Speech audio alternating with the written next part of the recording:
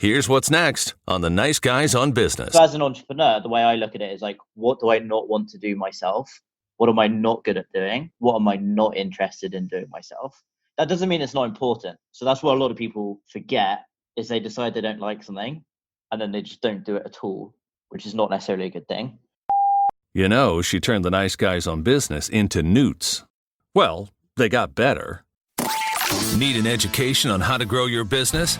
The Nice Guys are here to help. Learn about great customer service, networking, and how just being nice can help you prosper. Now, here are your hosts, Doug Sandler and Strickland Bonner.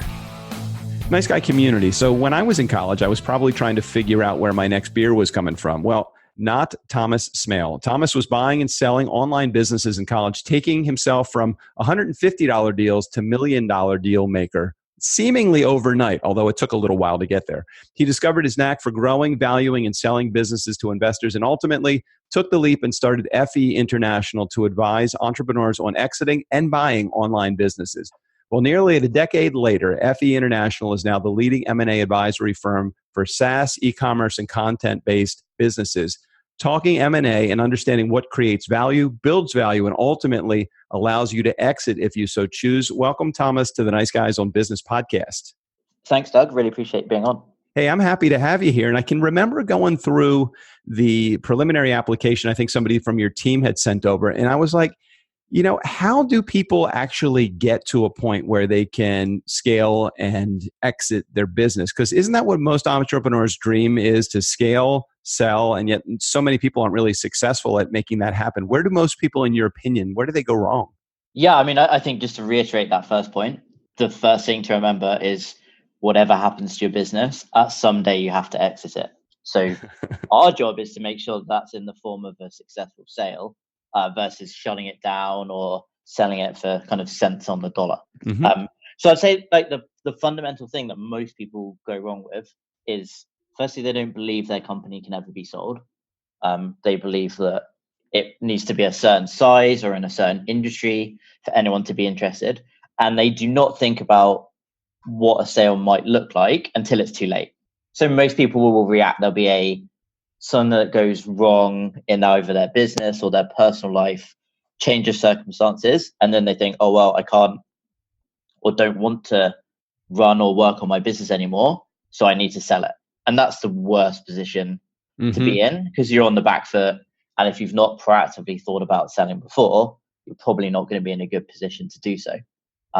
So probably the most important thing you can do to counteract that is, regardless of if you have no intention of selling your business today, and I'm assuming 99.9% of people listening to this right now have no intention of selling their business today or next week or any time in the near distant future. So the key is to think about, if and when you do want to sell, what are you trying to achieve? And once you get an understanding of what you're trying to achieve, and that's usually a value-based goal or a time-based goal. So do you want $1 million? Do you want $10 million? Do you want $100 million? Do you want to sell in a year, 5 years, 20 years? There's no right or wrong answer. It's a very personal question that only you and maybe your like significant other or business partners know or should know. And then you can help plan and be in a position, much stronger position to sell if you ever do need or want to. So just really the process of, I guess, thinking about it and proactively planning what that will look like is the main thing to think about and learn. I think a lot of people don't even, I'm going to take myself back to maybe one of the original businesses that I started. And I just don't think that I ever thought I was planning on selling the business. I was working in the business and the business was working me also. And I was making a really good income, but I always thought that the business relied upon me to survive. And how many businesses are dependent upon the CEO to stay versus how many of them are independent of the CEO, whether the CEO is there or not, the business could be sold. And then I guess the follow up to that is does it really even matter? Because we need to start thinking about, regardless of independent or dependent upon the CEO, we should still be able to, if we think about the idea of down the road we're going to sell it, then that completely changes how our business model potentially could be set up. Yeah, I mean, almost any business, regardless of size, whether you have a company that makes $100,000 a year or $10 billion a year, relies on senior executives, the founder, the CEO, or whatever the position or title or titles in your business might be. So that's not really something that goes away with size. There are definitely some businesses we see that are less reliant on the owner, founder, CEO than others. But being reliant on specific people does not mean your business is not sellable. The key is really just building a business to the stage where someone else can come in and take over that role. Um, so that's things like documenting your systems and processes, building out a team that can do a lot of the work that you do yourself if you're the founder doing the work, or if you've hired a CEO. If you've hired a CEO and they're the ones running the business day to day, and you are the owner or the majority owner and you're not involved, then you have a very sellable business. Buyers, particularly buyers looking for bigger businesses, love to take over a business that has an existing leadership team in place, whether that's a CEO or whatever that role might be called. How important is it when you get involved in wanting to start a business to start thinking about the future, not from a buying and selling perspective, but for the type of business that you're in? It seems like the industry or the world right now is ripe for SaaS and e-commerce and content-based businesses, just because everything is going towards technology as opposed to manufacturing or entertainment or anything that is not technology based. Yeah, I mean, the way I get this question a lot. I speak to a lot of different people at all different stages of their entrepreneurial career. Many people haven't even started yet, and they're thinking of an idea. I think my view is at a very fundamental level, you should only start or run a business that you actually find interesting, and either you already know about or you're interested in learning more about. And then you should then make the most of the technology and all the different opportunities that has created to build a business around that. So it doesn't mean you can't create a business in the, say, manufacturing space or entertainment space. That just means that you should leverage technology to do that. So, for example, you might create a business that is a software platform for people that have entertainment businesses and helps them manage their bookings, payments, marketing. So you're still in the industry, but you're really identifying the fact that industries like that might be 5-10 years behind some other industries. So actually the opportunity is not maybe being an entertainer, it's providing a platform for the entertainers. So that's the way I look at it. I mean, if you're find something you're interested, passionate about, or already knowledgeable about, and then come up with a business that fits within that. I definitely don't suggest to people they build something that they know nothing about. It doesn't make any sense to right. Like, for example, I cannot write any code. I'm not a programmer. So it would make zero sense for me to start a SaaS business or a software business from scratch if I had no money, because I wouldn't be able to write any code or launch anything. The reason I have a service business is just something I like doing. I like helping people. I like talking to people. I'm passionate and knowledgeable about what I do, but I'm not a developer. So I've intentionally, even though on paper a lot of people would say, well, a SaaS business is better than a service business. That's only true if you can actually make it successful in the first place. If you never get off the ground and never make any money and you never get any traction, then your business is almost definitely worth nothing anyway. I want to ask you a question just about yourself for a second. I heard you say on another interview, I can't remember which interview it was on, but you were talking in the interview about the fact that you are, and I'm not quoting me, I'm quoting you here. So don't get mad at me if you hear this word. You call yourself lazy, and it's what's so amazing is you've created this business where you're doing $1 million deals. What does lazy look like to you exactly? Because you would be in my mind, the epitome of someone that isn't lazy. But on the other side of it, maybe there's the definition of ambitiously lazy. I'll work hard today so that I can take it easy tomorrow and sit on my ass. Yeah, I think lazy is like a bit of a mindset. I mean, I'd say if you looked at me objectively, most people look at the hours I work. I travel last year, for example, I flew around 250,000 miles, Wow, which is more than most people you would meet in the world. I work almost 12 hours every day. I'm available basically every day of the year. So I guess objectively, I do not look or seem like a lazy person. I would say that the things that might fall under that are, as an entrepreneur, if you don't have like that lazy element, you're never going to try and figure out ways to Right. either outsource, improve, gotta do everything yourself. make better. You want to do everything yourself. So as an entrepreneur, the way I look at it is like, what do I not want to do myself? What am I not good at doing? What am I not interested in doing myself? That doesn't mean it's not important. So that's what a lot of people forget, is they decide they don't like something and then they just don't do it at all, which is not necessarily a good thing. But that does not mean, even if you don't like something, you can still hire people or build processes and systems or use software products or whatever that might be, use an agency to do that for you. So I think all entrepreneurs have that lazy streak in that they don't like the way something is right now and they want to improve it and make it easier and better because they don't like the lengthy process that involves. So in my industry, I do not believe that the average person should try and sell their business themselves, nor do I believe the average person should try and buy a business privately.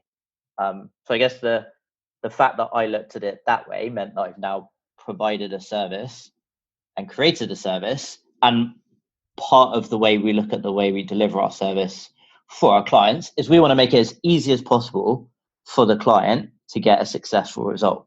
So that means if there's anything we can do to make their life easier and make the process easier, we will do it. So I'm like, if I was the client and I'm lazy and I do not want to do anything, I want to do the least amount of work possible to get the best result possible, you need a service provider that does as much as possible to get there.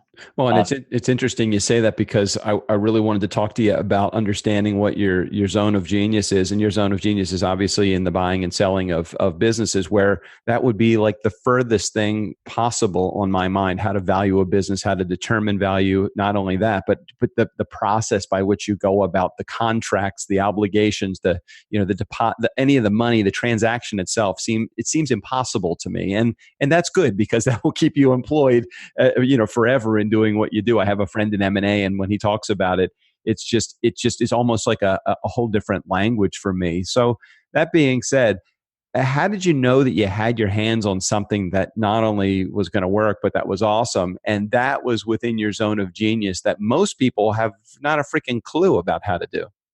So I think, quite honestly, early on, I did not set out to create an M&A business. It developed with time, and then I've brought people in who had more experience working in.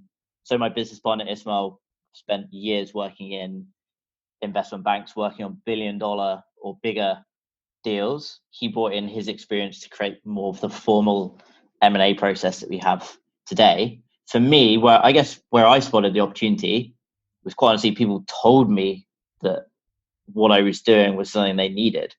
I started out by buying and selling small businesses for myself, with basically no money, turning it into a little bit more and repeating that on a regular basis. Then I wrote a book about it to help people do the same thing. And I guess the target market at the time were people like me at college who didn't really have any money and wanted to make a little bit of extra cash. Off the back of that, people started contacting me saying, "Hey, I've actually got an established business. I read what you wrote about the selling process for a business that's worth, say, $1,000. How about you help me sell my $20,000 business?" So I then thought, well, surely I can just apply everything I've learned selling something for $1,000 for $20,000. So that's exactly what I did. So I started out I didn't have any money. I didn't have any resources at my disposal. Right. I could help people and they would pay me to sell their established businesses. And then from there, it was really just word of mouth. If we go back 9 or nearly 10 years, when I started the company, there was no one else really doing what we do today at any level of competency or volume or with a good reputation. So people would come to me and be like, "Hey, I heard you're the guy to speak to about selling my business." And that's really when I knew I had the market that people wanted, because I didn't have to do I wouldn't describe myself as a marketer. I don't really have anything to sell day to day. if you met me at an event or a conference, I'm not pitching you on FB International and how great I think we are.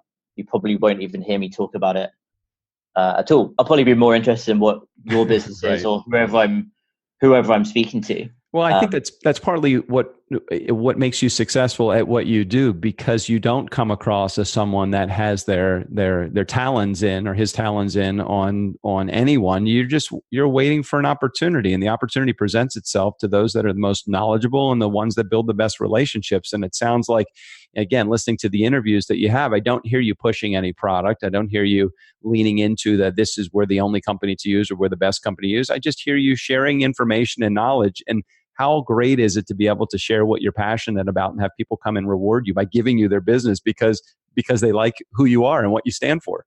Yeah, I mean, I think the important thing to look at, particularly with what we do, is we provide for most people a once in a lifetime or career service. Most people only sell one business, and most people only ever buy one business. We do have people who have sold multiple or bought multiple, but most people do not. So that's a very big decision, and a big part of that is really liking and trusting the person or the company you're going to work with. So I can't tell you to like me, and I can't tell you to trust me. Quite honestly, that's something that you have to decide for yourself. Hence why we don't have comparison pages saying, hey, here's us, here's our competitor, hire us because we're better with XYZ. You have to, and successful entrepreneurs can come to this conclusion by themselves. I think the higher end service or product you are selling or delivering, the less you actually have to sell it. It's much more of a relationship driven process than a transactional, like, hey, here's the landing page, click here to buy now. That's not what we're doing. So I've just never taken that approach.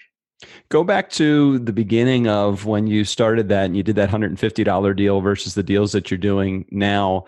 Do you think that you're the same person who you were back then when you started the business? And if you're not, what has changed? And if you are, what stayed the same? Yeah, well, that's a good question. So I'd say, like, fundamentally, I'm still the same person. I'd say a lot of things over that time have refined themselves. So as deals get bigger and more complex, and we do deals at scale. So I mean, this year we're going to probably close around 200 deals. We've done over 750 in total. So we deal with a lot of volume. That means that probably the biggest skill I've honed over that time is negotiation. That's what I'd probably say I'm best at out of all my skills and abilities, is knowing how to build relationships and then negotiate accordingly. So that's definitely something that's improved. I wouldn't really say that when I started the business, I knew anything about negotiation, hadn't really read books. I've very much kind of been self-taught from deals over the years. In terms of personality-wise, I would definitely describe myself as a introvert, but the nature of my role, like today I'm on a podcast. It's not really something that introverts would usually associate themselves with. Right. I speak at conferences. So if you asked me 10 years ago, hey, will you ever be up on stage talking in front of a room of 1,000 people?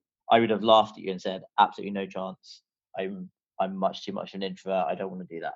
But now that's part of my role day to day. Right. So I would say a lot of it, anything that has changed or developed, has been through necessity and, I guess, what the company needs. It becomes like a very different, when you're starting out and you don't have a team or you have a very small team, I feel like goals are usually a lot more selfish, and you think, oh, what do I really want to do? This is all I'm going to do. And it's all about what I'm trying to achieve. As you expand, so our team is just over 40 people now. As your team gets bigger, you start to have completely different obligations.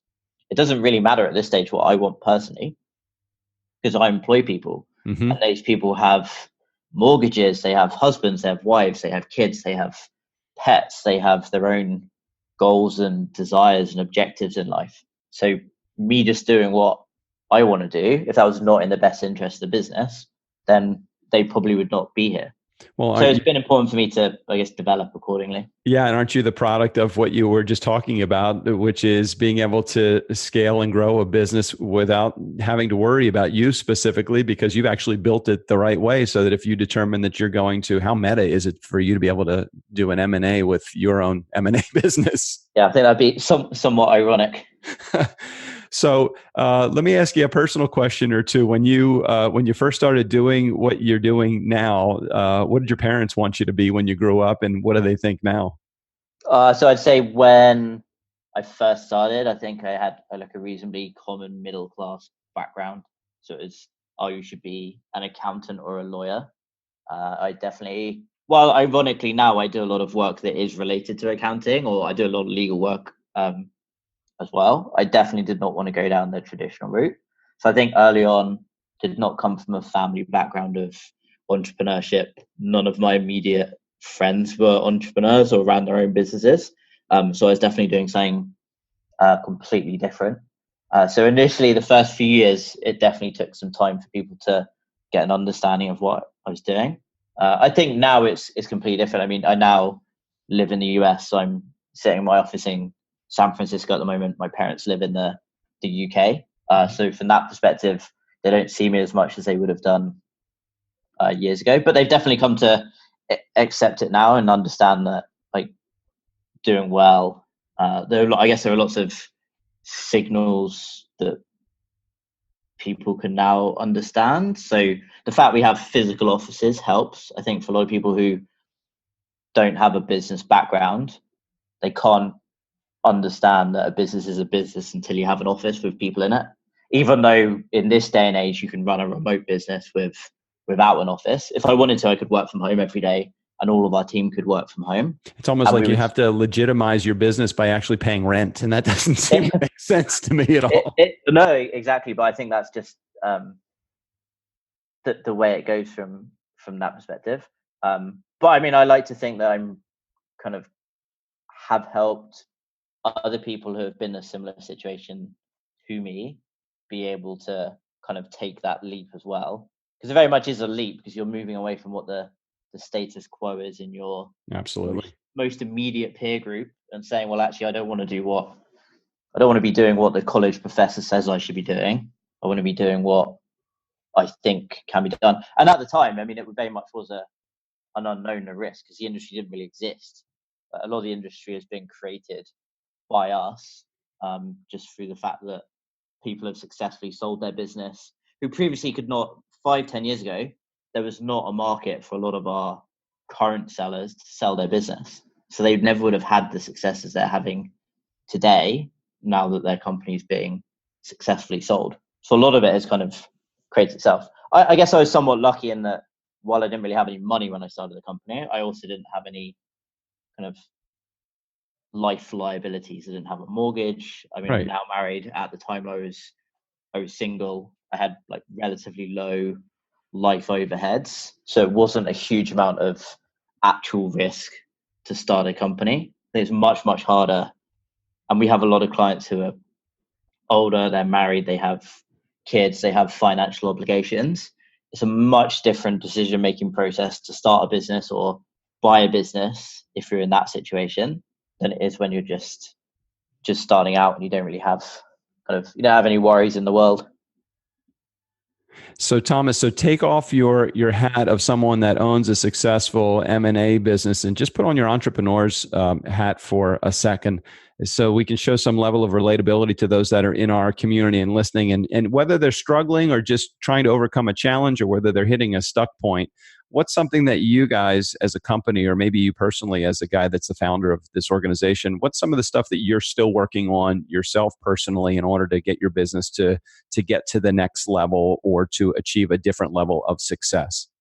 Yeah, so I mean, I'd say firstly, like, success is very much a subjective thing. Like, what success means to me isn't necessarily what success is to you. A lot of people look at it in terms of, hey, can I have a nice lifestyle and provide for my family? Other people want to build $1 billion business. So firstly, you need to just decide what success is to you. I'd say for us, myself and Ismail, day to day, we spend all of our time obsessing over how can we improve everything. I've never looked at anything we've ever done and said, that's perfect. That's like a 10 out of 10, 100%. There's no way we could improve that.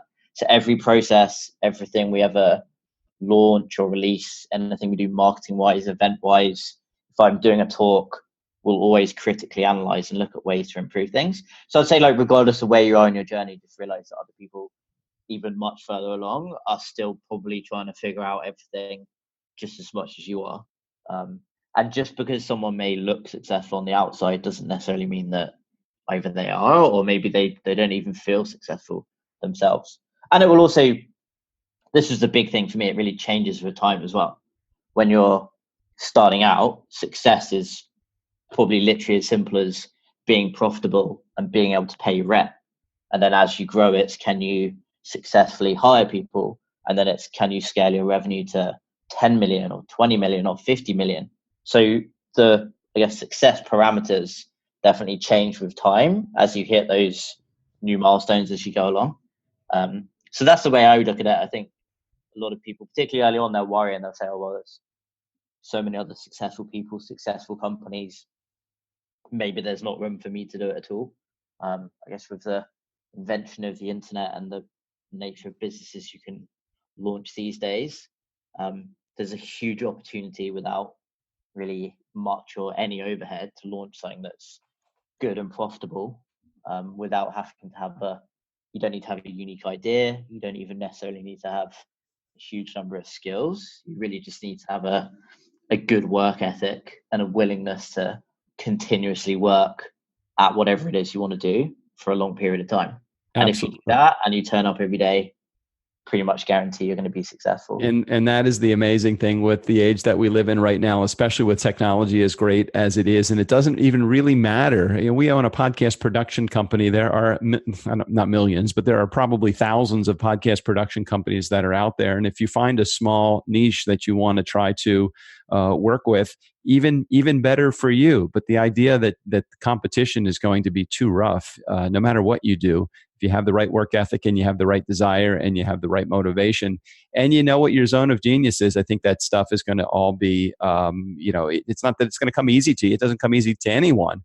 But $1 million businesses were not built overnight, and they weren't built on luck. They were built on being at the right place at the right time with the right skill set. And if your zone of genius is there, you can build the business too. And Thomas, I so appreciate you sharing your message. If someone was interested in getting, and I know you're not here to push your business or your brand, and I'm only asking you this because I feel kind of guilty taking all this great information and having a 45-minute coaching session with you and not being able to share your information. So how do people get in touch with your company if they want more info?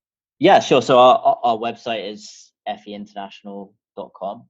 I'll also send you a link you can share with people. So we just published a mid-year market review. So if you are interested in potentially selling a business or buying a business, like now or in the future, have a read of that, and it'll give you some good oversights into some of like the data behind. I think today we've spoken a lot about like me and what it is to build a successful business, but there's a lot more in there about the data behind what valuations look like, what businesses are selling for, and what the market's like. So I'll send a link to that. It'll be in the show notes. Should be interesting. Great. And Thomas, thank you so much for your information and for sharing that with my community today. Thanks for being here on the Nice Guys on Business podcast. Yeah, thanks so much, Doug. Nice Guy community, never underestimate the value of nice or the value of your work ethic in your business. Special thanks to Thomas Smale for being on the show today. All of his information, including access to FE International, will be directly in the show notes, in addition to the link that he will send with the article that he'll put together. Steve O'Brien, go ahead and take us out of here. The Nice Guys want to hear from you. Call 4242 DJ Doug and ask any questions you like. Well, except about the cloud. Nobody understands the cloud. Don't bring up Santa Claus either. Doug's still a believer.